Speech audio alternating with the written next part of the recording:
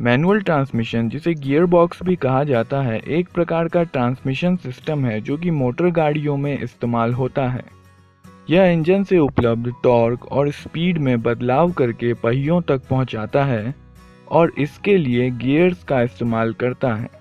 इस वीडियो में gear ratio, sliding mesh gear box, constant mesh gear box, double declutching और फिर synchro mash gear box, जो कि ज़्यादातर आधुनिक गाड़ियों में इस्तेमाल किया जाता है, को समझाया जाएगा।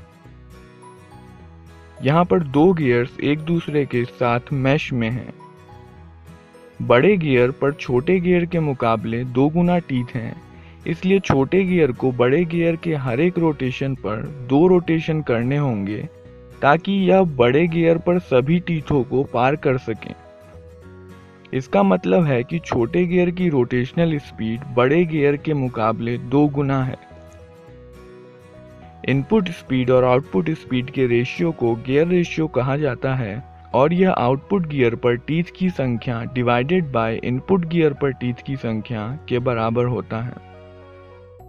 इनपुट टॉर्क को जब इनपुट गियर की रोटेशनल स्पीड से गुना कर दिया जाता है तो वह इनपुट पावर होता है और पावर इनपुट पावर आउटपुट के बराबर होना ज़रूरी है, जो कि output torque multiplied by output rotational speed के बराबर होता है। चूँकि आउटपुट गियर की रोटेशनल स्पीड इनपुट गियर की रोटेशनल स्पीड की आधी है, इसलिए आउटपुट शाफ्ट इनपुट शाफ्ट के मुकाबले 2 गुना टॉर्क डिलीवर करेगा। इसका मतलब यह है कि यदि हम एक तरफ कम टॉर्क ज़्यादा गति से लगाएं, तो गियर सिस्टम की मदद से हम आउटपुट में ज़्यादा टॉर्क कम स्पीड से प्राप्त कर सकते हैं। इसी बेसिक प्रिंसिपल को गियर बॉक्स में इस्तेमाल किया जाता है। एक ऑटोमोबाइल को रेस्ट से शुरू करने के लिए, चढ़ाई करने के लिए या लोड खींचने के लिए काफ़ी टॉर्क की ज़रूरत होती है। इन स्थितियों में गाड़ी का तेजी से चलना ज़्यादा ज़रूरी नहीं होता। वहीं दूसरी ओर जब गाड़ी लेवल रोड पर तेजी से चल रही है, तब गाड़ी के पहियों पर ज़्यादा टॉर्क लगाने से बेहतर है कि कम टॉर्क को ज़्यादा गति से लगाया जाए। इंजन इतनी बड़ी स्पीड रेंज में एफिशिएंटली काम नहीं कर पाता है, इसलिए इंजन और पहिए के बीच रिलेटिव मोशन के लिए गियर का एक सेट इस्तेमाल किया जाता है, जिसे ट्रांसमिशन सिस्टम या गियर बॉक्स कहा जाता है। स्लाइडिंग मैश गियर बॉक्स सबसे सिंपल और बहुत पहले से इस्तेमाल होने वाला गियर बॉक्स है। इसमें 3 पैरेलल शाफ्ट होते हैं: इनपुट शाफ्ट, आउटपुट शाफ्ट और काउंटर शाफ्ट। इनपुट शाफ्ट और आउटपुट शाफ्ट काउंटर शाफ्ट के जरिए जुड़े होते हैं।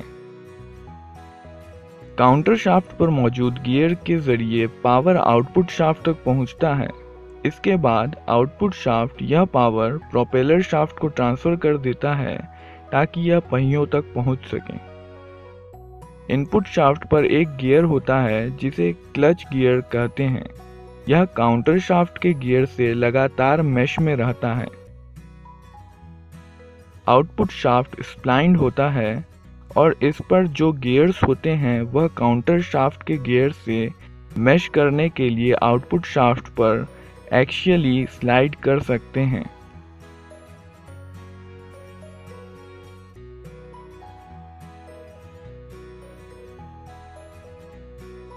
इस प्रकार के गियर बॉक्स में गियर बदलने पर आवाज़ होती है और बिना किसी नुकसान के गियर बदलना काफ़ी मुश्किल होता है।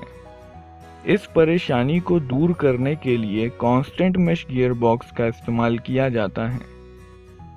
कांस्टेंट मैश गियर बॉक्स में स्लाइडिंग मैश गियर बॉक्स की ही तरह इंजन से पावर क्लच के माध्यम से इनपुट शाफ्ट तक पहुंचता है। आउटपुट शाफ्ट पर जो गियर होते हैं वह आउटपुट शाफ्ट पर फिक्स्ड नहीं होते और आउटपुट शाफ्ट पर फ्रीली रोटेट हो सकते हैं। फ्री गियर्स को डार्क कलर से दिखाया गया है। काउंटर शाफ्ट पर अलग अलग साइज के गियर फिक्स होते हैं और काउंटर शाफ्ट के रिलेटिव किसी भी प्रकार का मोशन नहीं कर सकते। फिक्स गियर्स को ब्लू कलर में दिखाया गया है।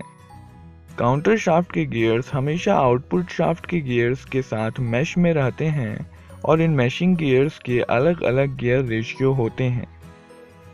उदाहरण के लिए फर्स्ट गियर में बड़े गियर पर छोटे गियर के मुकाबले 3 गुना टीथ हैं, इसलिए बड़ा गियर छोटे गियर के मुकाबले 3 गुना धीरे घूमता है और आउटपुट शाफ्ट पर 3 गुना ज़्यादा टॉर्क लगा सकता है। इसी प्रकार से सेकेंड गियर के लिए बड़े गियर पर छोटे गियर के मुकाबले 2 गुना टीथ हैं और इसलिए बड़ा गियर 2 गुना धीरे घूमता है। इसी प्रकार आउटपुट शाफ्ट पर सभी गियर अपने गियर रेशियो के अनुसार अलग अलग गति से घूमते हैं। वहीं आउटपुट शाफ्ट पहियों से जुड़ा होने के कारण पहियों से संबंधित गति पर घूमता है। आउटपुट शाफ्ट को पावर ट्रांसमिट करने के लिए फ्रीली घूम रहे गियर्स में से किसी एक गियर को आउटपुट शाफ्ट पर लॉक करने की ज़रूरत होती है।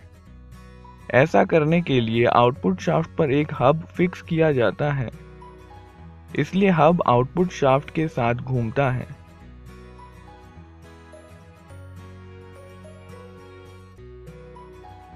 हब पर एक स्लीव स्प्लाइंट किया जाता है जो कि हब पर एक्सियली मूव कर सकता है।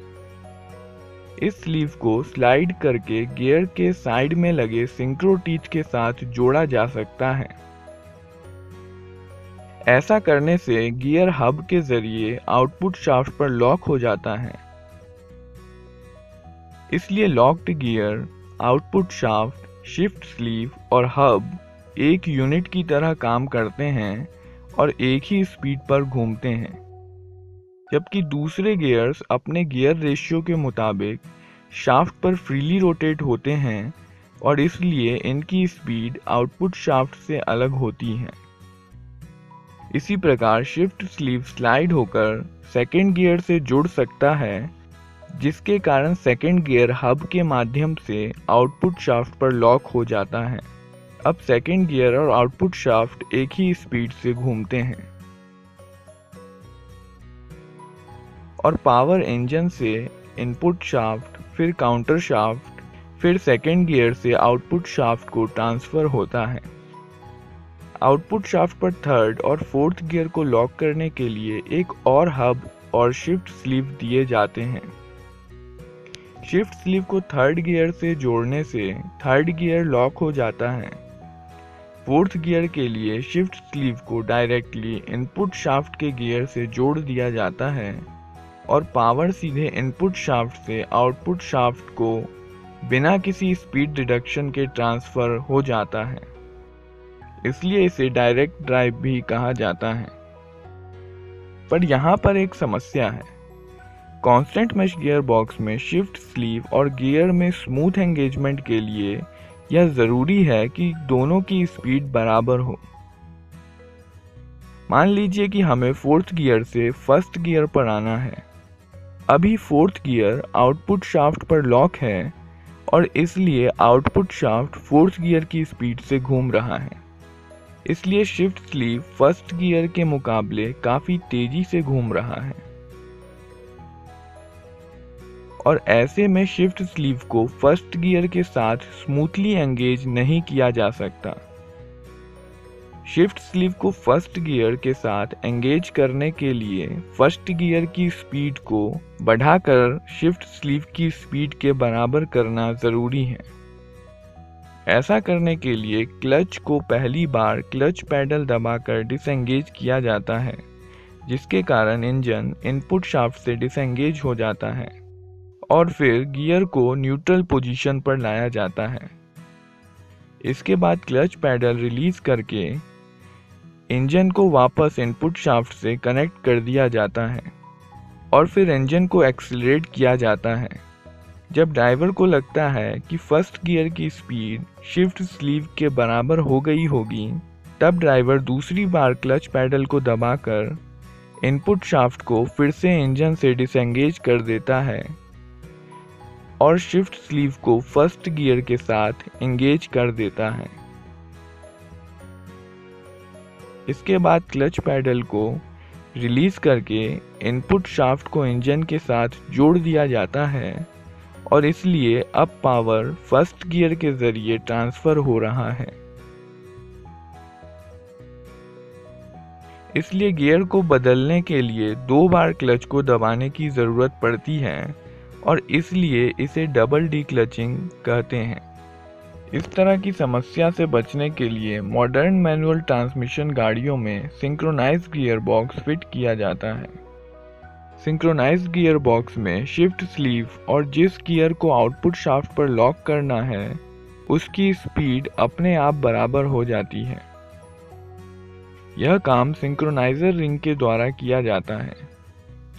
यह सिंक्रोनाइजर रिंग इस तरह फिट किया जाता है कि यह आउटपुट शाफ्ट के साथ घूमे और साथ ही साथ में इसका एक्सियल मूवमेंट भी हो सके। सिंक्रोनाइजर रिंग में इंटरनल कोन होता है और गियर्स पर मेटिंग कोन दिया जाता है जो कि सिंक्रोनाइजर रिंग के इंटरनल कोन के साथ मिलकर कोन क्लच बनाता है। मान लीजिए कोई गाड़ी स्थिर खड़ी है, इसलिए आउटपुट शाफ्ट भी नहीं घूम रहा होगा। अब हम पहले गियर को आउटपुट शाफ्ट पर लॉक करना चाहते हैं। ऐसा करने के लिए क्लच पैडल को दबाया जाता है ताकि इंजन ट्रांसमिशन से डिस्कनेक्ट हो जाए और अब ट्रांसमिशन सिस्टम केवल अपने इनर्शिया के कारण घूम रहा है। अब जब शिफ्ट स्लीव को धकेला जाता है, इससे पहले कि शिफ्ट स्लीव टीथ के साथ एंगेज हो सके, कोन क्लच पहले ही एंगेज हो जाता है, जिसके कारण सिंक्रोनाइजर रिंग और गियर पर दिए हुए कोन के बीच फ्रिक्शन होने लगता है। यह फ्रिक्शन गियर सिस्टम के इनर्शिया पर हावी हो जाता है और गियर की स्पीड शिफ्ट स्लीव की स्पीड के बराबर हो जाती है। शिफ्ट स्लीव को थोड़ा और धकेलने पर यह गियर के साथ स्मूथली एंगेज हो जाता है। अब क्लच पैडल को रिलीज किया जाता है जिससे कि पावर फर्स्ट गियर से ट्रांसमिट होने लगता है और आउटपुट शाफ्ट घूमने लग जाता है जिससे गाड़ी आगे बढ़ने लगती है। इसी प्रकार सेकेंड गियर लगाने पर सिंक्रोनाइजर रिंग और सेकेंड गियर के बीच होने वाले फ्रिक्शन के कारण सेकेंड गियर की स्पीड शिफ्ट स्लीव के बराबर हो जाती है और शिफ्ट स्लीव सेकेंड गियर के साथ स्मूथली एंगेज हो जाता है। रिवर्स गियर के लिए शिफ्ट स्लीव पर टीथ दिए जाते हैं और एक फिक्स्ड गियर काउंटर शाफ्ट पर दिया जाता है। यह दोनों गियर डायरेक्टली मैश में नहीं होते। इनको जोड़ने के लिए एक आइडलर गियर का इस्तेमाल किया जाता है जिससे कि घूमने की दिशा बदल जाती है। जब रिवर्स गियर लगाने की ज़रूरत होती है तब काउंटर शाफ्ट के गियर को और शिफ्ट स्लीव को आइडलर गियर को शिफ्ट करके जोड़ दिया जाता है। अब आउटपुट शाफ्ट रिवर्स डायरेक्शन में घूमेगा।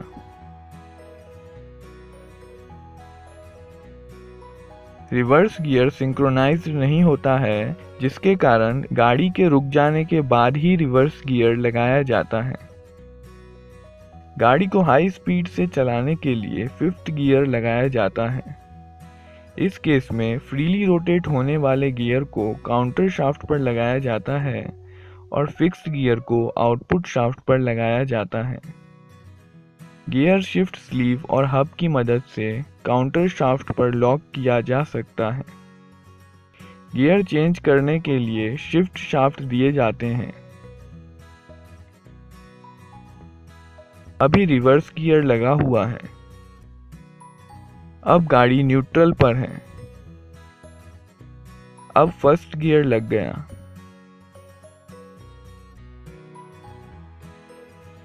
अब गाड़ी न्यूट्रल पर है। अब सेकंड गियर लग गया।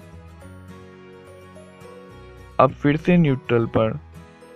अब थर्ड गियर लगा दिया गया। इसी प्रकार फोर्थ और फिफ्थ गियर लगाए जाते हैं।